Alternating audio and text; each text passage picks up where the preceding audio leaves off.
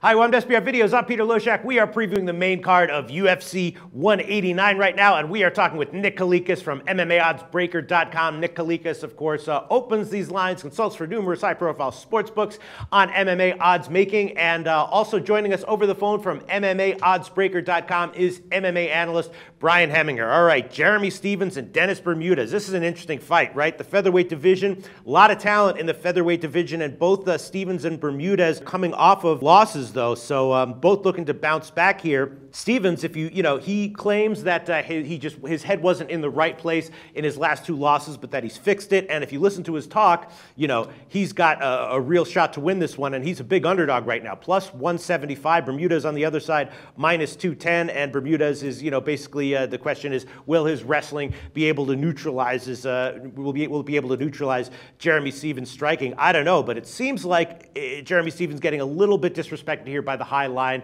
Brian Hemminger, do you agree with that? I do agree. Bermudez does have that fantastic wrestling, and he is a very powerful, explosive athlete. But Stephens should hold the striking edge. He has a huge power advantage in terms of just pure punching ability, and he also does have a much better chin. So in terms of durability, that could be very important in this fight. And if one of the guys does get knocked out, it's probably Bermudez. But the threat of the takedown is always going to be there with Bermudez because he is such a really aggressive and explosive wrestler. So this is a really evenly matched fight, and I'm surprised that the line is getting out of control as it has. Plus 175. And do you think that if you want to bet Stephens here, you just do it by knockout? Because, of course, that's what Stephens does best. That's what he's claiming he wants to do. Here's a quote from Stephens. He says, "I guarantee I'm going to land the shot that's going to change his life." So Stephens, if he wins this one, if his predictions come true, it's going to be by knockout. Do you think it'd be better to bet Stephens by knockout than just to win at plus 175? Well, at plus 175, that's a great odds already. So knockout will increase that a little bit, but you also have to factor in the last time Stephens fought somebody like this was Darren Elkins, and he's basically just stuffed every takedown and just beat him up on the feet and did not knock him out.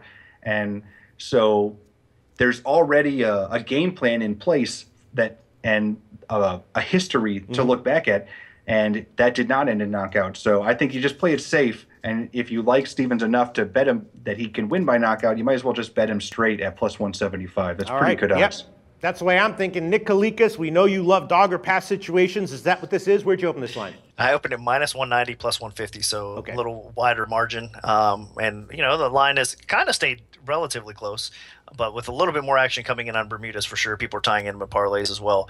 I think that it is an underestimated spot here for the dog and Stephens as well.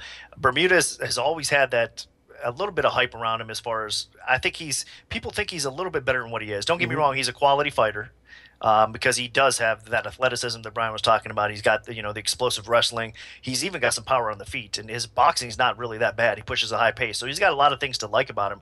But the problem with him is he gets clipped an awful lot. I mean, if you look at it, it doesn't show on his record, but I mean, every fight he seems to get almost knocked out, and then he ends up rebounding a little bit and finishing off the fight in most cases. So his recoverability is pretty fast. Even in the last fight, he got dropped by a jab against Lamas in that fight, and that's what set up the submission. It wasn't really that he won the fight by submission because Bermudez did get rocked and dropped to the feet shortly, and then Lamas kind of hopped on him and took advantage of that. So even in that fight, so I think that's the biggest argument here would be you have one of the hardest hitters at 145 taking on a guy that seems to get rocked by anything as a big underdog. Yeah.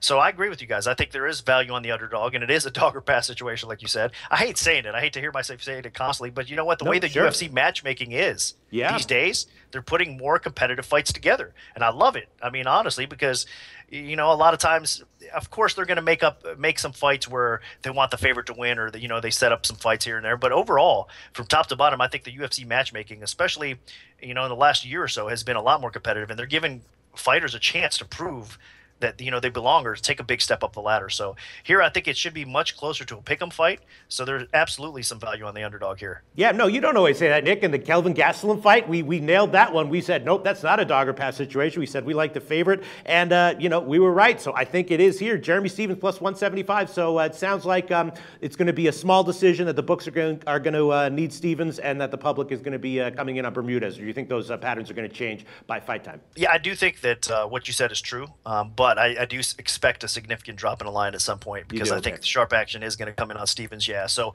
the books will probably still need Stephens to come through, but I don't think you're going to see the line that's out there right now as if we get closer to fight. I think it's going to drop significantly, and you'll know why, because I think there's going to be some sharp action there, and of course the books do know my leans obviously as well. So combined with some sharp action and my leans on the underdog, I think he has a good shot to win this fight. We'll probably see the line drop. Okay, I think we got it. Some value. How much? Not exactly sure, but some value on Jeremy Stephens at plus 175. Thanks, guys.